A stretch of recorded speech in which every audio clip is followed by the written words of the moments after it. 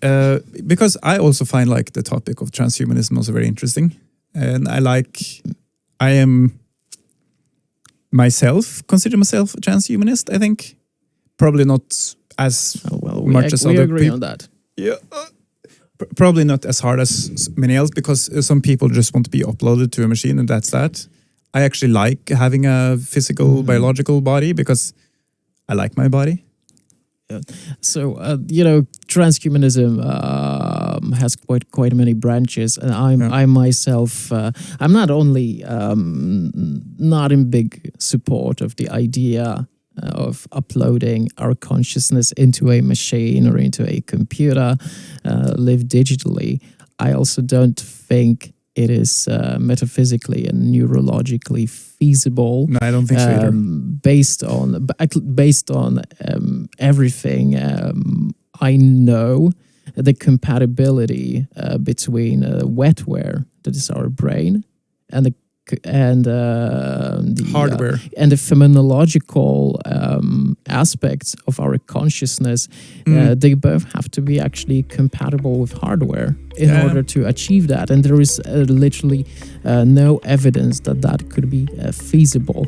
And you know what I mean by feasible, because there are things that are impossible here in this moment based on limitations of technology or knowledge, but feasibility goes into the very fundamentals of whether something can be done, such as human immortality. I don't think we can achieve immortality, no, I don't think so either. but I think it's very likely that in near future, average age would go up to 100. Yeah, and I think it's much more realistic to think that humans will change and switch out body parts to live longer, and also use like genetical modifications to like because I think it's possible to like eliminate at least some aspects of aging.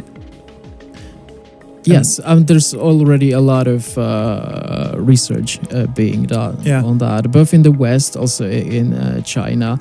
And, I think a very important aspect for me is not just longevity, but health span. We don't want to just live longer. We also want to be healthy longer. And technology can help us achieve that. And for me, a huge part of what is transhumanism for me is improving the quality of life for people for as long as possible. And also the internal changes, how through technology and gene technology, we can also improve our cognitive abilities and empathy. I think we should amplify human empathy. Well, I'm not quite sure actually about that one, because empathy also might turn dark. Well, weaponized. Yeah, it could be weaponized in some sure. But I think that we've combined with also a cognitive limiter spike. This thing about consciousness is a very interesting part of this whole discussions, because here's the thing, like I have always, when I watched older movies like with Arnold Schwarzenegger, that movie where he cloned himself, what's the name again? Yeah, I know which film you're talking about. But so he's like, he cloned himself, but what a lot of those old movies got wrong is, well, wait a minute, this is not the same person. He apparently seems like the same person, but the phenomenology. Yeah, phenomenology.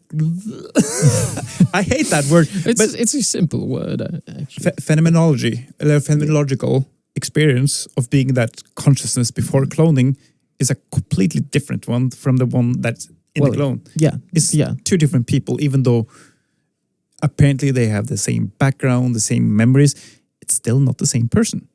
So, question though is like, for the upload people, then is like, how are you going to be sure that that particular experience is the same as the experience in the uploaded framework? If you get to the point where you can actually upload it, how do you make sure that you're still you and not just like a copy of you that apparently seems like, because for everyone, well, if it is a copy of you, you will not know because you will be dead. Exactly. The people around you might not know because for they, you well, apparently if it seem can like copy your personality, your pattern of speech, your memories, your memories, and your pattern of thought, they will not notice a difference. But you it wouldn't matter. Yeah, you will be dead.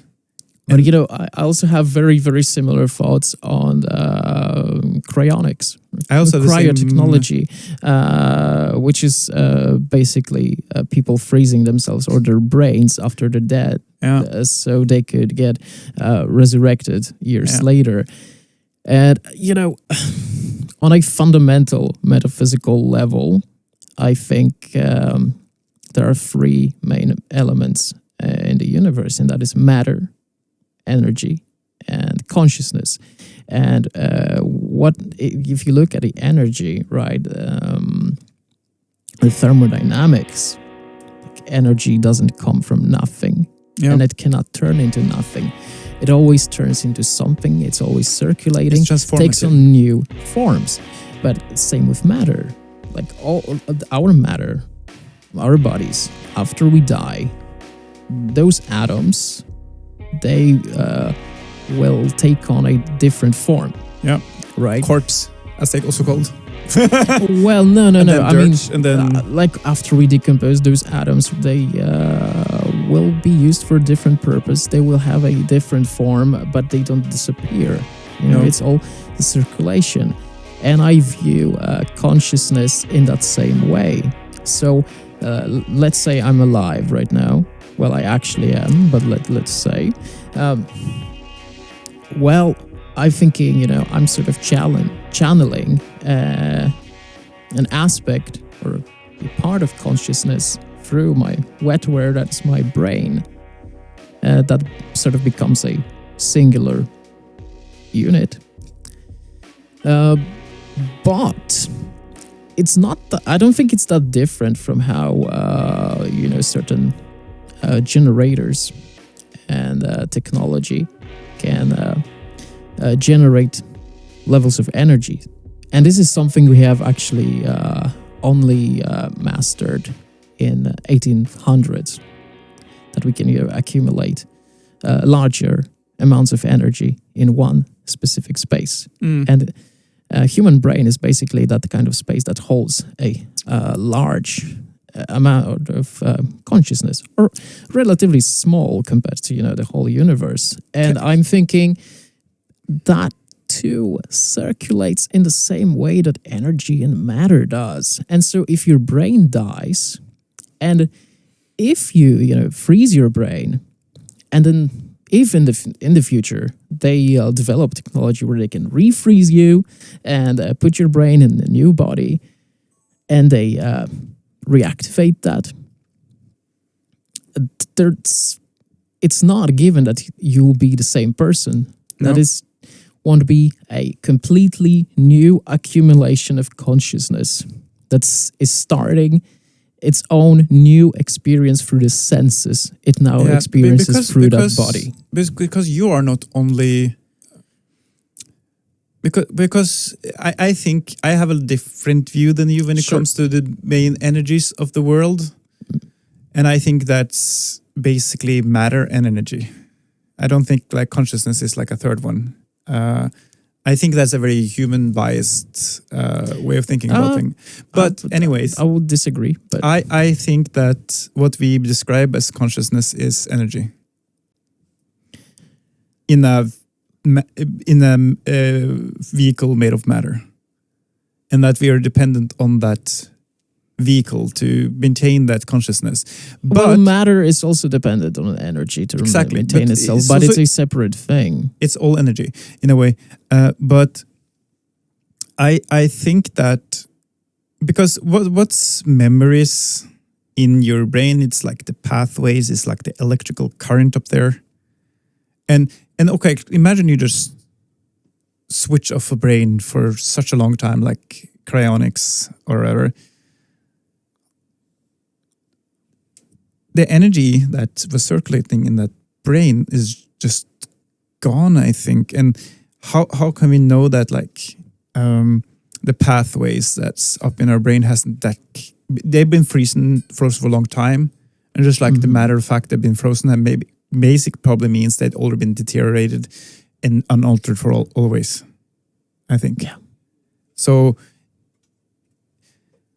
I don't know really. Yeah, well, it seems to me, even though we have different metaphysical understandings, fundamental understandings of the world, our conclusion basically the same. Is the same. But yeah. But I also been thinking about this aspect also of teleportation as well. Yeah, because okay, you are basically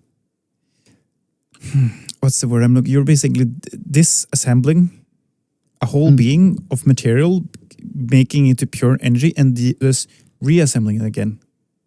Yeah. How like basically, how can you sure that like some matter doesn't just get out of place, and that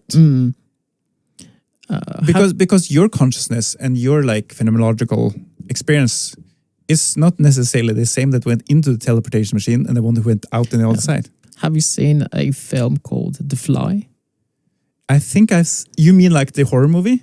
Yeah, well, I consider it a drama film with horror elements. Yeah, but I've seen The Fly because, like, if I remember correctly, like the experiment in the movie was teleportation. Yes. And basically, fly got into the tube and they basically got mixed together. Yes, so you technically get a whole new organism that is partially human, partially a fly. Yeah, which also actually has the memories of the original subject. Yeah, which is totally unrealistic.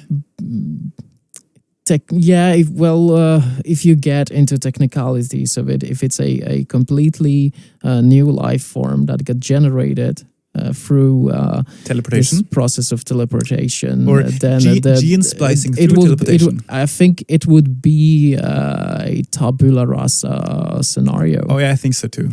Yeah, it probably wouldn't have much of instincts either. It wouldn't go around killing people, that's for sure. It would be too confused to even think, what the fuck am I supposed to do? It would be basically like a toddler, I think. I mean, he didn't go killing people right away. He pretty much remained the same. It's just he got his radicalized. His instincts were insectualized. His instinct. Are we really having like deep science conversation about like horror movies from the 80s now? Yeah. The original that's a remake. The really? Yeah. The OG is actually from 1957, 58. Yeah, shit, really? Yeah. I think it's one of the few instances in the history of cinema where the remake is better than the original.